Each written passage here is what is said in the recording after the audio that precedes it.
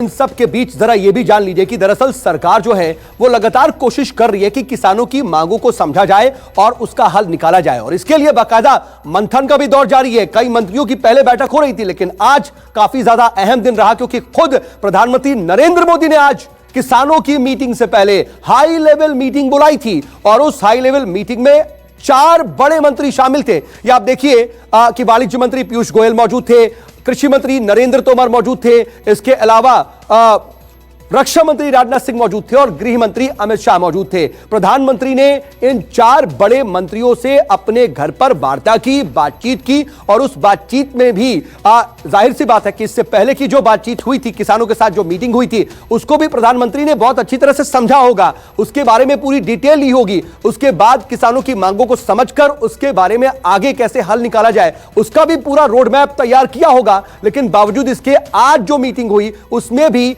हल नहीं निकल पाया। लेकिन मोदी सरकार भी लगातार एक्शन मोड में है, कोशिश कर रही है। इधर किसान आंदोलन से जो इंडस्ट्रीज को कितना नुकसान हुआ है, ये इससे पहले आपको मेरी सहयोगी विपनेश ने बताया। लेकिन इस पूरे आक्रोश में पेच जो है वो दरअसल एमएसपी पर फंसा हुआ है। तो आखिर ये एमएसपी क्या है और एमएसपी तय करने का फॉर्मूला क्या है, ये आपको बता रहे हैं मेरे सहयोगी रवि। रवि बताएं।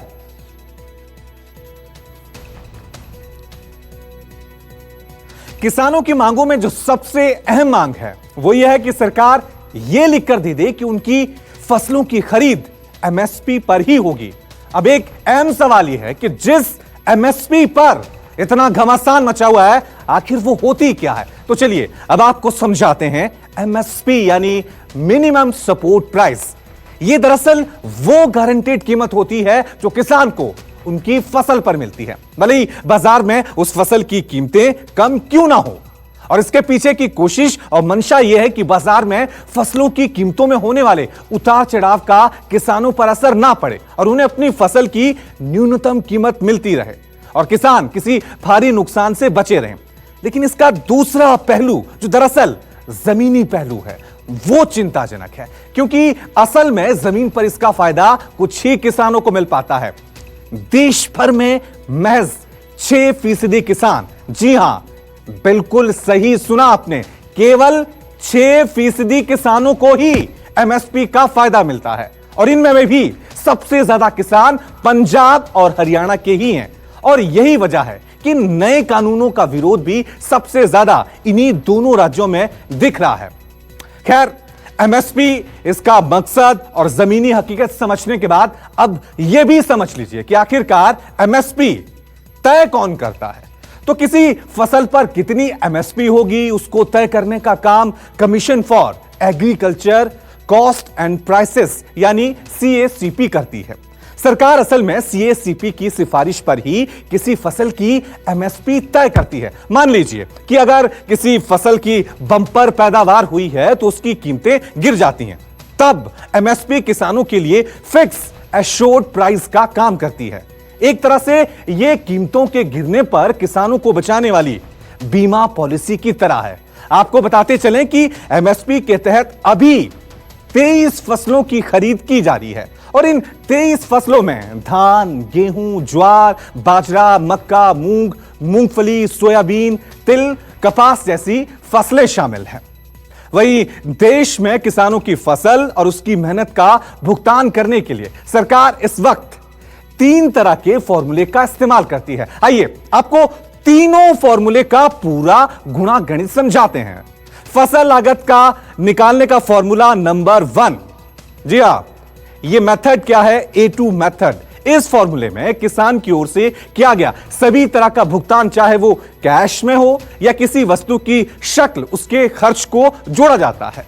इसमें बीज, खाद, कीटनाशक, मजदूरों की मजदूरी, ईंधन, सिंचाई का खर्च जोड़ा जाता है। फसल लागत निकालने के दूसरे फॉर्मूले में A2 के साथ AFL को जोड़ा जाता है। AFL में परिवार के सदस्यों द्वारा खेती में की गई मेहनत का मेहनताना भी जोड़ा जाता है, और फिर किसान के फसल का न्यूनतम समर्थन मूल्य तय किया जाता है। फसल लागत निकालने का फॉर्मूला नंबर 3 को C2 मेथड कहा जाता है। लागत जानने का यह फॉर्मूला किसानों के लिए सबसे अच्छा माना जाता है। इस फॉर्मूले के तहत खेती की जमीन, इंफ्रास्ट्रक्चर, कॉस्ट, जमीन का किराया, खेती बाड़ी पर खर्च की गई पूंजी पर लगने वाले ब्याज और फसल उगाने से लेकर उसे काटने और रखने पर खर्च हुई पूरी रकम के ब्याज को शामिल कर एमएसपी तय की जाती है।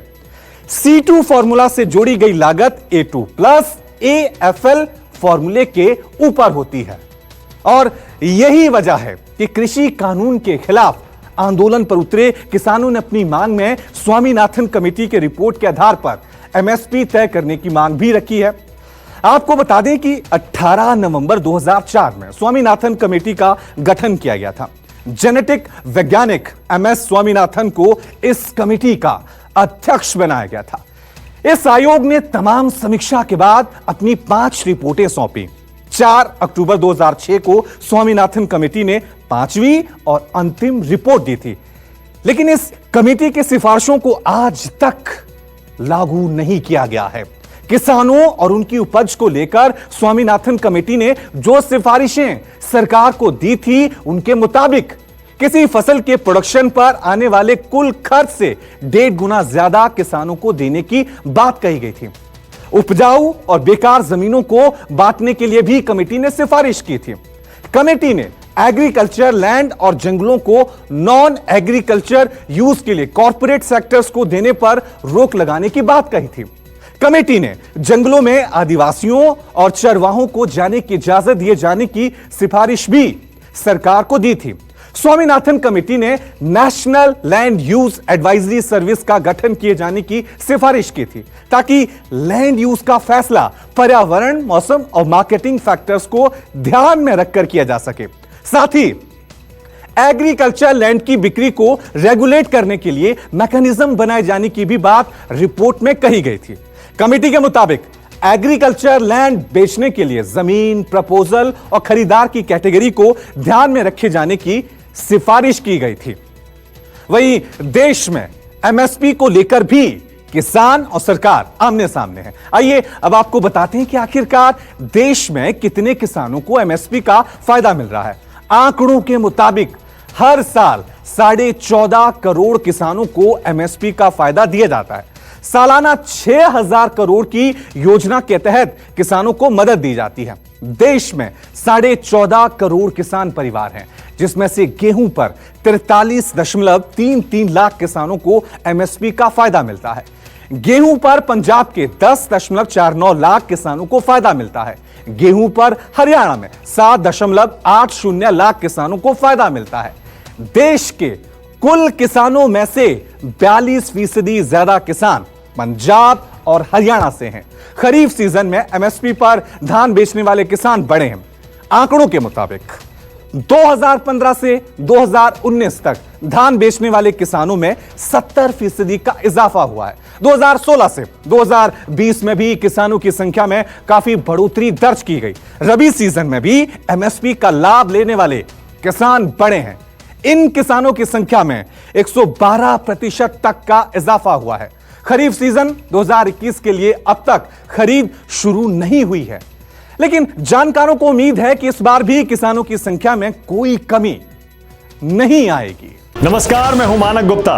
अगर आपको हमारा ये वीडियो पसंद आया हो तो इसे लाइक और शेयर जरूर करें, और हां, हमें सब्सक्राइब और फॉलो करना ना भूलें, ताकि आप देश और दुनिया की कोई खबर मिस ना करें।